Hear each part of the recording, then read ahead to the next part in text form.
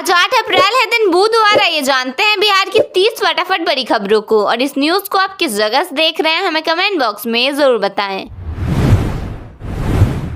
UP में BJP से अलग होकर चुनाव लड़ने की बात चिराग की पार्टी ने साफ किया है। भाजपा के साथ उनका गठबंधन केवल केंद्र स्तर पर है, प्रदेश में नहीं। पार्टी ने घोषणा की है कि वह उत्तर प्रदेश की 430 सीटों पर अपने उम्मीदवार उतारेगी।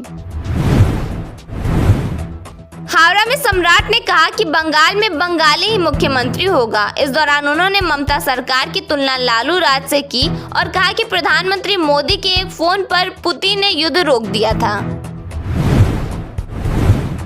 दरभंगा में 55 साल के एक व्यक्ति का 26 साल की महिला से अफेयर होने का मामला सामने आया है। बताया गया कि 3 दिन की मुलाकात के बाद दोनों ने साथ रहने का फैसला लिया। वहीं पति का कहना है कि महिला उसे छोड़कर भाग गई। ज्वेलरी दुकान से AK-47 की गोलियों की तस्करी का मामला सामने आया है। बताया गया कि हरियाणा का मास्टरमाइंड कानपुर से बुलेट खरीदकर बिहार भिजवाता था। इस गैंग की तलाश में NIA की टीम जुटी हुई है।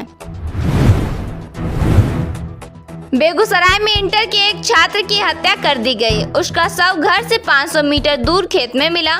मौके से रस्सी भी बरामद हुई है। पुलिस को आशंका है कि वारदात के पीछे अफेयर का मामला हो सकता है। भागलपुर में अतिक्रमण हटाने पहुंची टीम का ग्रामीणों ने विरोध किया। ग्रामीणों का कहना है कि बिना नोटिस दिए कार्रवाई की जा रही है और झोपड़ी तोड़ना गलत है। राजगीर में रोपवे की टेक्निकल टीम और NDRF ने मॉक ड्रिल किया। अधिकारियों की मौजूदगी में सुरक्षा व्यवस्था को परखा गया और पर्यटकों को सुरक्षित निकालने की प्रक्रिया का अभ्यास किया गया।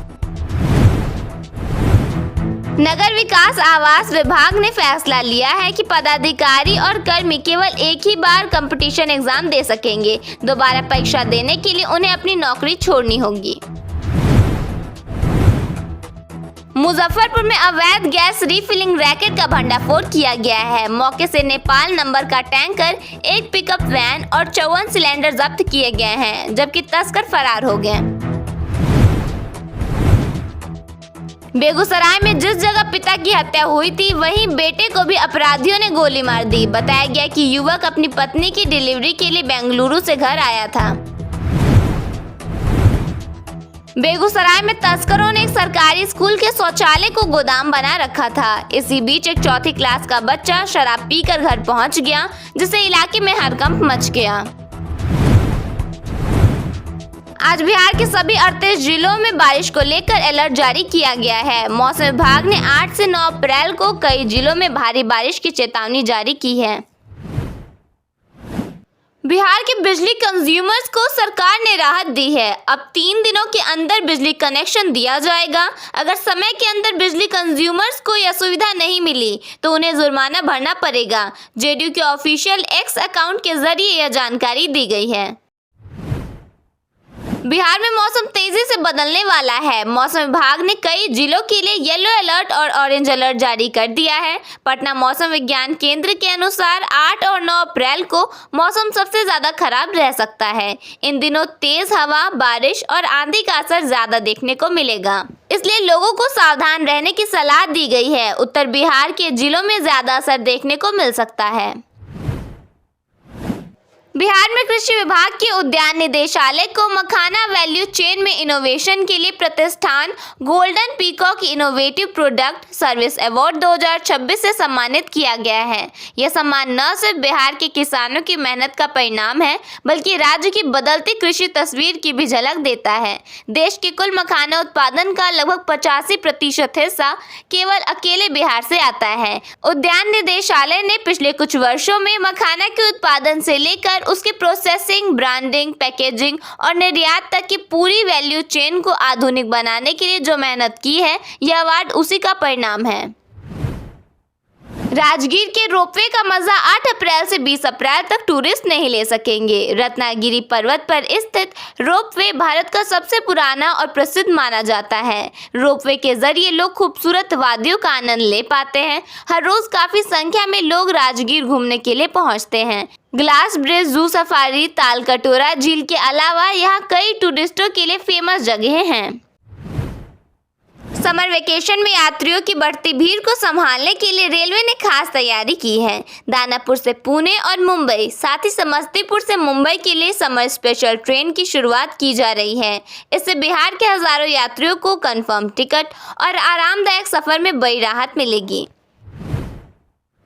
पटना में एलपीजी गैस की किल्लत अब गंभीर संकट का रूप लेती जा रही है। तेल कंपनियों के दावों के बावजूद बैकलॉग लगातार बढ़ रहा है। सिर्फ 6 दिनों में ही 21,000 से ज्यादा सिलेंडरों का बैकलॉग बढ़ गया है, जिससे आम लोग परेशान हैं और सप्लाई सिस्टम पर भी भारी दबाव बना हुआ है। आम लोगों के लिए स्थिति यह हो गई है कि जो सिलेंडर पहले बुकिंग के 2-3 दिनों में मिल जाता था, उसके लिए अब 10 दिनों से ज्यादा का इंतजार करना पड़ रहा है। गैस एजेंसियों के बाहर सुबह से ही लोगों की लंबी लाइनें प्रशासन की चुनौतियों को बयां कर रहे हैं। सीतामढ़ी से निर्मली तक प्रस्तावित 178 किलोमीटर लंबी नई रेलवे लाइन परियोजना की प्रक्रिया तेज हो गई है। रेलवे ने इसके लिए डीपीआर तैयार करने से पहले अंतिम सर्वे के लिए निविदा प्रक्रिया शुरू कर दी है, जिसमें 4 माह लगेंगे। बिहार सरकार नेशनल ओवरसीज स्कॉलरशिप योजना के तहत हर साल अनुसूचित जाति, अनुसूचित जनजाति और आर्थिक रूप से कमजोर वर्ग के 125 मेधावी छात्रों को विदेश में पीजी और पीएचडी करने के लिए वित्तीय सहायता प्रदान करेगी। योजना के तहत चयनित छात्रों की tuition fees, visa, medical insurance और हवाई यात्रा समेत पढ़ाई का पूरा खर्च सरकार द्वारा उठाया जाएगा। आवेदन के लिए परिवार की वार्षिक आय 8 लाख रुपए से कम और आयु 35 वर्ष से कम होनी चाहिए। साथ ही छात्र का चयन टॉप 500 विश्व रैंकिंग वाले विश्वविद्यालयों में होना अनिवार्य है। बिहार के अगले मुख्यमंत्री को लेकर बड़ा संकेत सामने आया है। सम्राट चौधरी के नाम पर सहमति लगभग तय मानी जा रही है। 15 अप्रैल को शपथ ग्रहण समारोह हो सकता है। इसमें पीएम मोदी के शामिल होने की संभावना है। बिहार में एलपीजी क्राइसिस के बीच पुलिस ने सख्त एक्शन लिया है। मुजफ्फरपुर जिले में अवैध गैस कटिंग के खेल का भंडाफोड़ किया गया है। इस दौरान पुलिस ने 54 गैस सिलेंडर बरामद किए हैं। पुलिस ने गुप्त सूचना के आधार पर यह कार्रवाई की है। बिहार के सरकारी कर्मचारियों को प्रतियोगी परीक्षा देने के लिए अब बस एक मौका ही मिलेगा। नगर विकास एवं आवास विभाग की ओर से आदेश जारी किया गया है। बिहार सरकार की तरफ से जारी आदेश के मुताबिक अगर कोई सरकारी कर्मचारी एक बार से ज्यादा प्रतियोगी परीक्षा देना चाहते हैं तो उन्हें नौकरी से इस्तीफा देना पड़ेगा। पटना मेट्रो का निर्माण अब सिर्फ एक प्रोजेक्ट नहीं बल्कि इंजीनियरिंग का शानदार उदाहरण बनता जा रहा है। शहर के सबसे व्यस्त इलाकों में से एक राजेंद्र नगर टर्मिनल के नीचे बिना किसी रुकावट के सुरंग निर्माण जारी है। टनल बोरिंग मशीनें दिन रात काम कर रही हैं और ऊपर से गुजरती ट्रेनों के बावजूद निर्माण में कोई बाधा नहीं आ रही। बिहार के मुंगेर और सासाराम में गैस की किल्लत पर लोगों ने जमकर हंगामा किया। सासाराम में गैस सिलेंडर नहीं मिलने से परेशान कंज्यूमर्स ने फजलगंज जीटी रोड को जाम कर जोरदार प्रदर्शन किया, जिससे आवागमन पूरी तरह बाधित हो गया। एसडीएम ने मौके पर ही कंज्यूमर को लाइन में खड़ा कराया और एजेंसी संचालकों को पारदर्शी तरीके से गैस वितरण का निर्देश दिया। सुरक्षा के मद्देनजर भारी पुलिस बल भी तैनात किया गया है।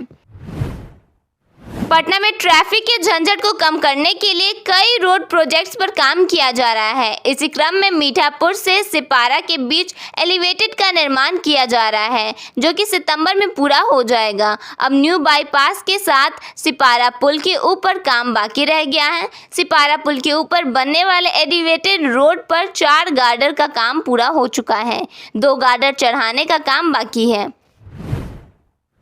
चिराग पासवान की पार्टी ने 2027 यूपी विधानसभा चुनाव में सभी 403 सीटों पर लड़ने का ऐलान कर सियासी हलचल तेज कर दी है। इसे दलित और युवा वोट बैंक में पैठ बनाने की बड़ी रणनीति के तौर पर देखा जा रहा है।